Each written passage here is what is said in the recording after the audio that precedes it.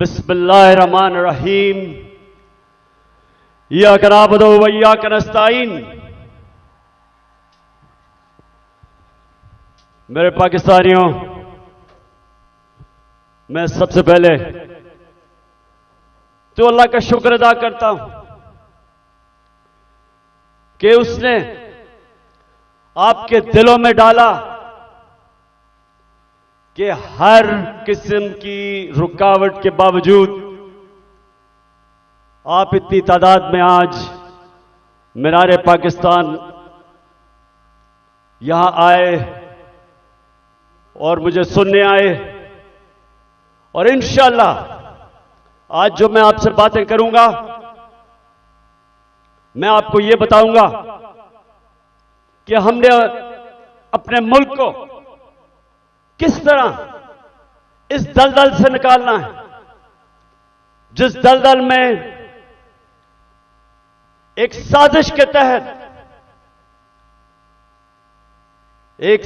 के तहत हमारी हुकूमत गिराई गई और इस मुल्क के बड़े बड़े जुराइम पेशा लोगों को हमारे ऊपर मुसल्लत किया गया। तो मैं आज आपको अपना प्रोग्राम दूंगा, लेकिन उससे पहले मेरे पाकिस्तानियों, एक चीज तो वाज़ेह हो गई, जो भी आज पावर में बैठे हैं उनको आज एक पैगाम जाना चाहिए कि लोगों का जुनून रुकावटों से नहीं रुक सकता, कंटेनर्स नहीं रोक सकते।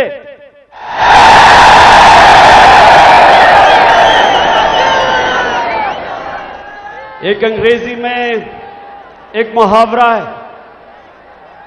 कि no force, no army can stop an idea whose time has कम।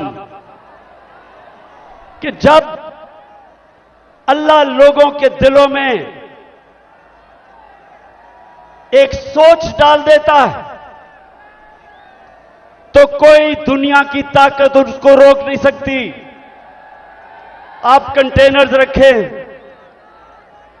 2000 हमारे कारकुनों को आपने छापे मार के जेलों में डाल दिया, ये जलसा फेल करने के लिए। खौफ और हिरासा फैलाया हुआ, सारे रास्ते में कंटेनर्स रख दिए। लेकिन जब अल्लाह लोगों के दिलों में एक सोच डाल देता है, कोई कंटेनर, कोई पुलिस, कोई रेंजर, कोई नहीं रोक सकता उनको। और ये कौम, मैं अल्लाह का खास शुक्र इसलिए भी अदा करता हूं कि मैं अल्लाह से दुआ करता था कि अल्लाह, मैं बाहर की दुनिया में इतना टाइम गुजारा, वो जिंदा कौमें मैंने देखी थी, मैंने लोगों को जुल्म के सामने खड़े होते देखा, नाइंसाफी के सामने। मैंने बाहर के लोगों को अमर बिल मारूफ पे चलते देखा, बुराई के खिलाफ खड़े हुए हैं, अच्छाई के साथ खड़े हुए हैं। लेकिन मैं अपनी कौम में ये नहीं देखता था। मैं अपनी कौम को, अफसोस से मुझे कहना पड़ता है कि हर किस्म का जुल्म बर्दाश्त करते देखा। और जब एक कौम जुल्म के सामने नहीं खड़ी होती, मेरे पाकिस्तानियों, वो गुलाम बन जाते हैं। और गुलामों की कोई हैसियत नहीं दुनिया में। मौलाना रूमी ने जिस तरह कहा कि जब मेरे अल्लाह ने तुम्हें पर दिए हैं, क्यों चूंटियों की तरह रेंग रहे हो? क्योंकि गुलाम रेंगते हैं, आजाद इंसान ऊपर जाते हैं। इलामा इकबाल, शायद ही मुसलमान दुनिया में इस तरह का ज़हन आया हो। उनकी शायरी, उनका फलसफा, गौर से उसको अगर आप पढ़ेंगे तो एक बार बार पैगाम वो देते हैं, हिंदुस्तान के गुलामी के अंदर पिसे हुए मुसलमानों को जगा रहे थे, उनको मुसलमानों को याद करा रहे थे कि एक बार तुमने दुनिया की इमामत की थी और आज तुम्हारी कोई हैसियत नहीं है। जगा रहे थे उनको, सारा वक्त मुसलमानों को समझा रहे थे कि सिर्फ आजाद इंसानों की हैसियत होती है। तो पाकिस्तानियों, हम जो 23 मार्च बनाते हैं, हम 14 अगस्त बनाते हैं, लेकिन क्या हमें समझ है कि आजादी के लिए क्यों दुनिया तरसती है? क्यों आजादी? कई गुलाम भी बड़े खुशहाल होते हैं, कई मुल्कों के ऊपर दूसरे मुल्कों ने कब्जा किया तो वहां इतनी गुर्बत भी नहीं हुई, वो मुल्क कई बेहतर भी चल पड़े। हांगकांग एक मैं मिसाल देता हूं, हांगकांग गुलामी के अंदर उनके माशी हालात तो अच्छे थे, लेकिन पाकिस्तानियों सुन लो, जब से अल्लाह ने दुनिया बनाई है हमेशा इंसान आजादी चाहता है। वो क्यों चाहता है? क्योंकि सिर्फ आजाद इंसानों की परवाज है। कभी आज तक सुना है कि किसी गुलाम इंसान ने, गुलाम ज़हनियत के इंसान ने, या किसी मुल्क जो गुलाम हो, कभी सुना है कि उसने कोई बड़ा काम किया हो? कभी सुना है कि दुनिया में उनकी कोई हैसियत हो? गुलाम अच्छे गुलाम रहते हैं।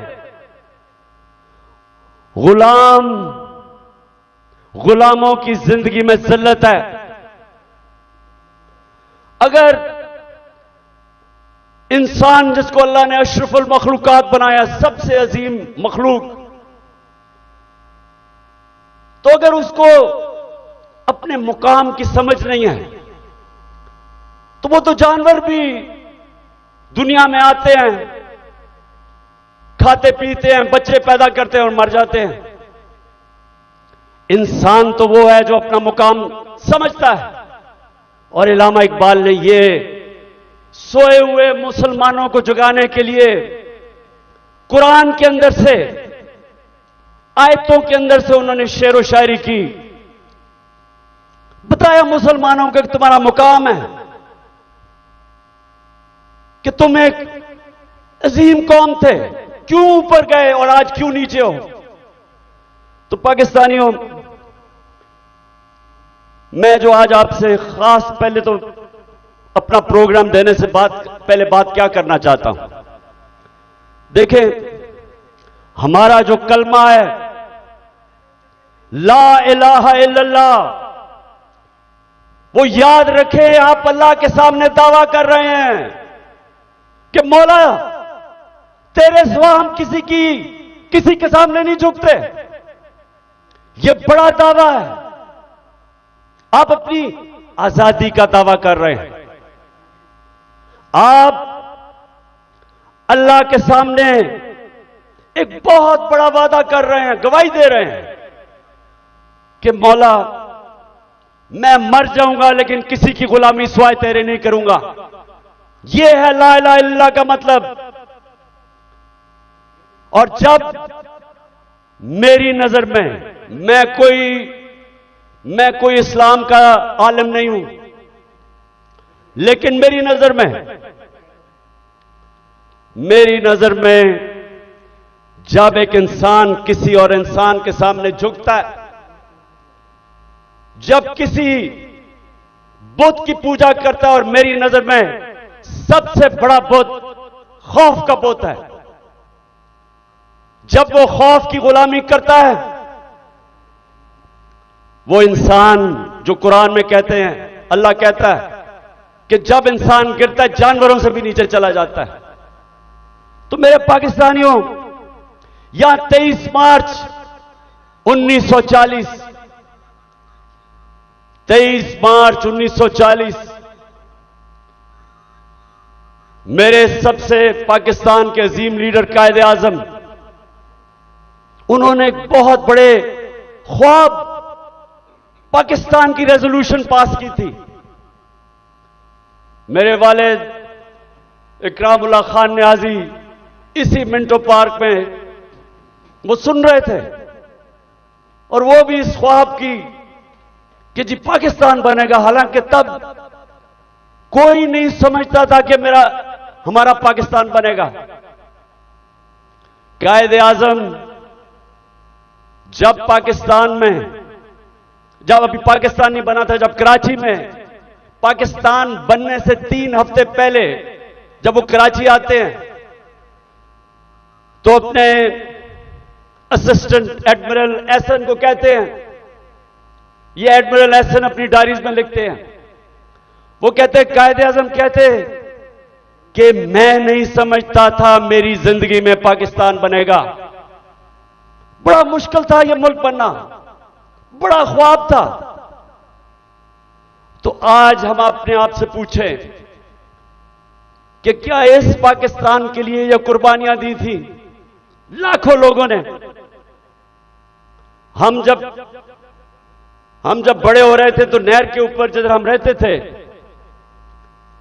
वहां मेरी वालदा बताती थी कि जब पार्टीशन हुई तो जो कत्लेआम हुई बॉर्डर के ऊपर, कहती वहां औरतें आई हुई होती थी, 10-15 औरतें इकट्ठी।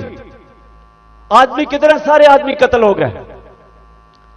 सारा कोई कहानी थी कि जी मेरी बेटी जो उठा के ले गए, बच्चे मार दिए।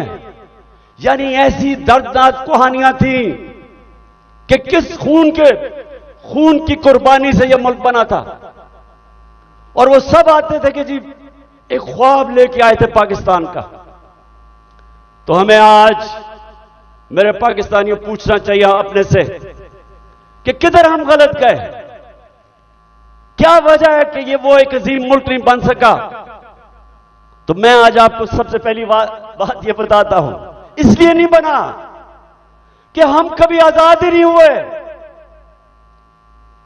अंग्रेज तो चला गया, लेकिन जो हमारे मुल्क के ऊपर मुसल्लत हो गए लोग, उन्होंने तो कभी आजाद नहीं किया पाकिस्तान को। और आजादी होती क्या है? एक तो होती है कि हिंदुस्तान से अंग्रेज चला गया, हम आजाद हो गए, पाकिस्तान बन गया। लेकिन दूसरी आजादी, और ये मैं आज आपको पहले बात करूंगा और फिर अपना प्रोग्राम दूंगा, दूसरी आजादी क्या है, जो असल आजादी है। असल आजादी आपको इंसाफ देता है। एक कौम को असल आजादी तब मिलती है जिस कौम में कानून की हुक्मरानी होती है, जिधर इंसाफ होता है। और इंसाफ का क्या मतलब? कि जिधर ताकतवर और कमजोर कानून के सामने एक बराबर, जिधर कानून कमजोर आदमी को ताकतवर से तहफ्फुज देता है। जब एक माशरे के अंदर एक मुल्क का कानून एक कमजोर को ताकतवर से तहफ्फुज देता है, वो इंसानों को आजाद कर देता है। और वही आजाद इंसान मुल्क को उठा देते हैं। तो जो आजादी हमें रूल ऑफ लॉ से मिलनी चाहिए थी, कानून की हुक्मरानी से जो आजादी मिलनी चाहिए थी, वो नहीं मिली। क्यों नहीं मिली? पहले मार्शल लॉ लग गया। मार्शल लॉ का मतलब यह कि आपका आइन खत्म हो गया। जो ताकतवर है वो फैसला करेगा कि कौन सा कानून पे वो चलेगा और कौन से पे नहीं चलेगा। तो मार्शल लॉ लग गया। शुरू में जी लोगों ने बड़ा कहा कि हमारे मुल्क के हालात बड़े बुरे थे, सियासतदान तो काम के नहीं थे। तो चले जी ठीक है, मार्शल लॉ लग गया, हमें खतरा था हिंदुस्तान से। उसके बाद जैसे ही पॉलिटिक्स वापस शुरू हुई, हमारी बदकिस्मती है कि जो हमारे डेमोक्रेट्स आए, उन्होंने भी कभी कानून की हुक्मरानी नहीं की। वो खुद अपने आप को कानून के ऊपर कर दिया। जब मार्शल लॉ आता था कानून खत्म, आइन खत्म। लेकिन जब हमारे लोग जो डेमोक्रेट्स अपने आप को कहते थे, उन्होंने भी कानून को नहीं चलने दिया, अपने लिए एनआरओ ले लिया, बाकियों को चोरों को शक पकड़ो लेकिन हम कानून से ऊपर है। तो जब कानून की हुक्मरानी नहीं आई पाकिस्तान में, लोग तो आजाद नहीं हुए। तो यहां जंगल का कानून रहा है, जो ताकतवर है वो जो मर्जी कमजोर के खिलाफ करे, वो कमजोर बेचारा बेबस है, क्योंकि मुल्क का कानून उसकी हिफाजत ही नहीं करता और इसलिए लोग गुलाम रहते हैं।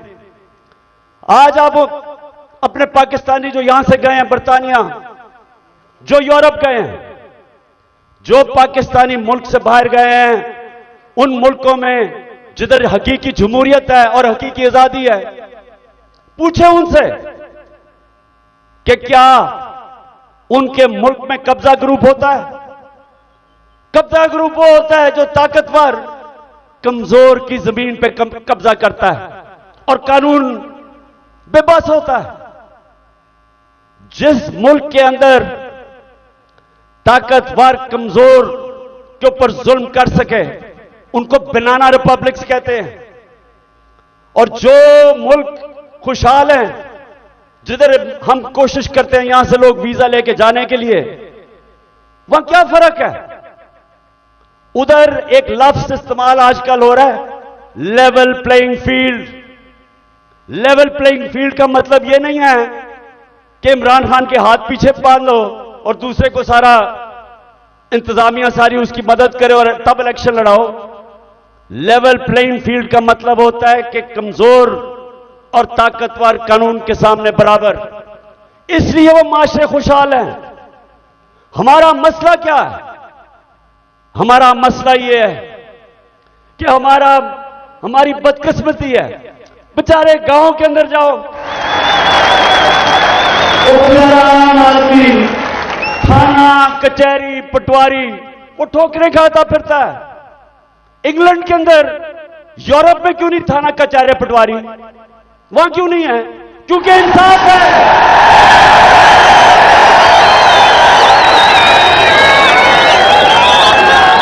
उधर का निजाम आजाद मुल्क है, वो लोगों को आजाद किया हुआ है, इसलिए वो खुशहाल हैं। वहां बेचारा, मैं गांव में, अब मियां वाली में जब मैं गया पहली दफा आज से 26 साल पहले पॉलिटिक्स के लिए, तो मुझे पहली दफा समझ आई कि बेचारा क्यों गरीब आदमी जकड़ा हुआ है, कमजोर आदमी,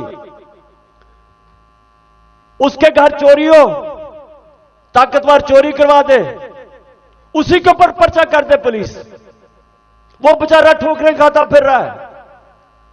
आजकल तो मैं अदालतों में जा रहा हूं तो मेरे ऊपर, आपको पता है या नहीं कि मेरी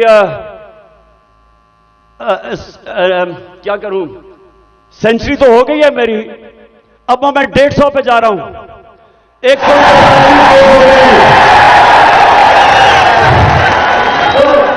तो बेचारे, अब मैं देखता हूं कि शुक्र है अल्लाह ने मुझे कम से कम वकील दिए, मेरी पार्टी के वकील है जो साथ जाते हैं। वो बेचारा गरीब आदमी क्या करे, उसके ऊपर आप केस डाल दें, वो दहशतगर्दी का केस, 40 दहशतगर्दी के केस है मेरे ऊपर, 40। तो सोचे वो बेचारा गरीब आदमी, उसका मुखालिफ हो, उसकी जमीन पे कब्जा कर रहा हो, कुछ भी हो, उसके ऊपर केस डाल दे, वो सारी जिंदगी बेचारा तबाह हो जाता है। यह है गुलामी। सिंध में जाएं, जो सिंध के अंदर जुल्म है आप अंदाजा ही नहीं कर सकते। जो वहां के इस वक्त मुसल्लत हैं, जिसको जरदारी सिस्टम कहते हैं, कोई लोग उनके सामने बेबस हैं, मिजाल नहीं है कुछ कर सके। पुलिस थाने जाएंगे, वहां डरते हैं, गुंडे पाले हुए हैं जो उनको पैसे ले लें, कुछ कर दें, डराएं धमकाएं, कोई आदमी आवाज अपनी नहीं उठा सकता जुल्म के खिलाफ। गुलाम है, कैसे कौम उठ सकती है? तो जो आज मैंने आपसे ये जो बात कर रहा हूं आजादी की, क्योंकि असल में हमारी जंग है हकीकी आजादी की। और हकीकी आजादी तब आएगी जब मुल्क में रूल ऑफ लॉ और इंसाफ होगा, जब इंसाफ होगा, लोगों के हुकूक होंगे। जब लोगों के हुकूक होंगे, जब एक मुल्क का लोगों की हकूक की हिफाजत करेगा, आपको कोई लंदन या इंग्लैंड जाना नौकरियों के लिए पड़ेगा, कोई यूरोप नहीं जाना पड़ेगा नौकरियों के लिए। अल्लाह ने इस मुल्क को हर चीज दी है। हमें कोई जरूरत नहीं है कि वीजों के पीछे लाइनों में खड़े हों, फिर पैसे दें। बेचारे वो पाकिस्तानी, मैं तो खैर सब पे भी दिल रोता है, लेकिन जो पाकिस्तानी, कितने लोग हमारे डूबे हैं कि रात में वो छोटी सी किश्तियों के अंदर किसी तरह यूरोप में घुसते घुसते, हमारी बेचारी हॉकी प्लेयर वो जा रही थी कि किसी तरह वो यूरोप चली जाए, वो बेचारी डूब गई और लोगों के साथ। क्यों है? इसलिए नहीं कि पाकिस्तान में वसाइल की कमी है। मैं 3.5 साल जब प्राइम मिनिस्टर रहा हूं, मुझे खुद हैरत होगी कि अल्लाह ने इस मुल्क को क्या क्या नेमतें बख्शी हैं। लेकिन जब कानून ही नहीं है, जब इंसाफ ही नहीं है, जब जिसकी लाठी जिसकी भैंस, जब तक जो मर्जी करे, वो मुल्क कैसे उठ सकता है? कौन सी आप इकोनॉमिक पॉलिसी लेके आएंगे उस मुल्क में जिधर इंसाफ ही नहीं है, जिधर कॉन्ट्रैक्ट एनफोर्समेंट नहीं है, जिधर रूल ऑफ लॉ नहीं है? आप जो मर्जी कर लें, उस मुल्क की किस्मत तो तबाही है। इसीलिए हजरत अली ने फरमाया था कि कुफर का निजाम चल जाएगा, लेकिन जुल्म का निजाम नहीं चल सकता। जब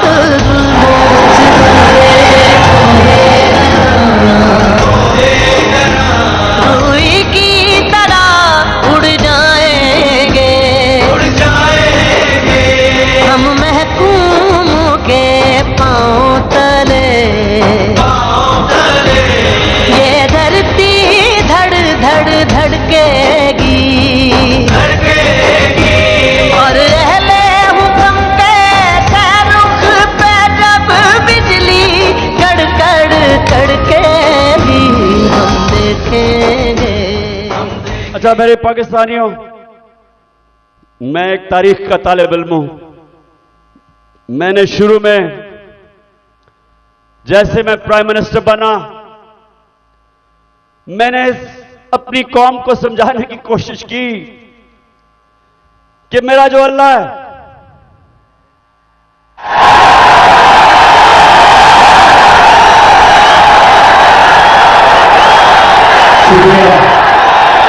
मैंने लोगों को समझाया कि मेरा जो मौला है, उसका कुरान में कहता है कि एक इंसान उसका हबीब है, वो मेरे नबी सल्लल्लाहु अलैहि वसल्लम है। और वो कुरान में हमें हुक्म करता है अल्लाह कि उनकी जिंदगी से सीखो। क्यों करता है? क्योंकि दुनिया की तारीख में कभी कोई इंसान को इतनी कामयाबी नहीं मिली, दुनिया की तारीख में कोई इतना बड़ा लीडर नहीं आया जो मेरे नबी सल्लल्लाहु अलैहि वसल्लम, उनके करीब कोई नहीं आया और ना आ सकता है, चाहे आप मुसलमान हैं या नहीं। किसी इंसान ने वो अचीव नहीं किया। तो जब अल्लाह का हुक्म है कि उनकी जिंदगी से सीखो, तो उनकी जिंदगी एक तो उनके अमाल है, लेकिन मदीना की रियासत उनकी सुन्नत है। और अल्लाह जब हमें हुक्म देता है कि वो जो रियासत बनाई थी मदीना की, दुनिया की इमामत की उन लोगों ने, वो क्या चीज थी, वो क्या असूलों के ऊपर वो खड़ा किया था मदीना की रियासत, कि वो अरब जिनकी कोई हैसियत नहीं थी। ये जरा जो आप में से तारीख जानते हैं, जरा ये याद रखें। मैं बार बार लोगों को समझाता हूं कि 625 जंगे बदर, 625 जंगे बदर 313 लड़ने वाले थे। ये जरा गौर करें, ये तारीख का हिस्सा है। ये जो वर्ल्ड हिस्ट्री है उसके अंदर ये डॉक्यूमेंटेड है। 636 11 साल पहले मदीना में 313 और उसके बाद 2 जंगों में खंदक और ओहद के अंदर बाल बाल उम्मा बची, बाल बाल बचे मुसलमान। लेकिन 636 जो वो उस वक्त की दुनिया की सुपर पावर थी, रोमन एम्पायर, बेजेंटाइन एम्पायर, वो 636 में यारमुक की जंग में घुटने टेक देता है, सिर्फ 11 साल के बाद। यह तारीख है। और दूसरी सुपर पावर जो पर्शियन एम्पायर था, वो 637 में कुदसिया में घुटने टेक देता है। तो मैं आज अभी भी हैरत होती है कि क्यों नहीं हम सीख रहे कि वो क्या असूल थे कि उन्होंने उन अरबों की हैसियत नहीं थी, 2 सुपर पावर्स थी, उन्होंने दुनिया की इमामत की। सबसे पहले मदीना की रियासत में उन्होंने जो असूल खड़ा किया था, अदल और इंसाफ। उन्होंने लोगों को इंसाफ देकर आजाद किया था, गुलामी से आजाद किया था। जब इंसाफ मिला उन लोगों को, इंसान बराबर हो गए कानून में। हजरत अली रजी अल्लाह ताला खलीफा वक्त एक यहूदी से काजी केस उनके खिलाफ फैसला कर देता है कि बेटे की गवाही नहीं मानता। यह मुसलमानों का इंसाफ था। आज की दुनिया में मुझे बताएं, अपने मुल्क को तो छोड़े ना, मैं बात कर रहा हूं जो मगरिबी मुल्क अपने आप को इंसाफ के आज हमारे से बहुत आगे समझते हैं, क्या वहां भी हो सकता है आज ये कि अकलियत वो एक खलीफा वक्त से केस जीत जाए और वो भी हजरत अली रजी अल्लाह ताला उनका मुकाम, क्योंकि इंसाफ था। मेरे नबी सल्लल्लाहु अलैहि वसल्लम कहते हैं कि मेरी बेटी भी चोरी करेगी तो उसको सजा मिलेगी। हजरत उमर, बेटा जब उनका कानून तोड़ता है कोड़े मार मरवाते हैं उसको, कोई कानून के ऊपर नहीं था, इंसाफ था। एक हजरत उमर के दौर में वाकया हुआ, एक शहजादा मुसलमान हो जाता है, खाना काबा का तवाफ कर रहा होता है, एक गुलाम का पैर आ जाता है उसके चोगे पे, वो मारता है उसको, गुलाम को। गुलाम जाके हजरत उमर को बताता है, हजरत उमर उस शहजादे को बताते हैं कि तुमने ये किया था। हां, उसने कहा इसकी जुर्रत है। गुलाम को कहते हैं वापस मारो इसको। वो शहजादा दीन छोड़ के चला जाता है, लेकिन ये चीज कायम हो जाती है कि कानून के ऊपर कोई नहीं है।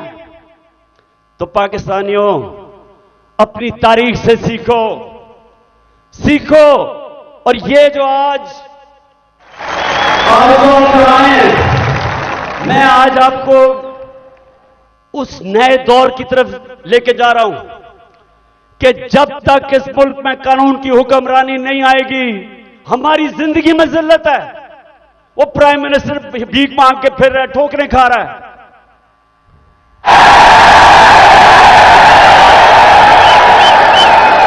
अब तो खैर जनरल बाजवा का बयान आ गया है कि 40 मिनट में इसको बुरा भला कहता था, चुप करके शहबाज शरीफ मेरी बात सुनता था। अब यह होता है कि जब डिग्गी में घुस के आप प्राइम मिनिस्टर बनने की कोशिश करें। बहरहाल मैं आगे आपको बताता हूं। देखिए, आप सुने मेरी बात। देखिए, आप हिंदुस्तान की तारीख देखें।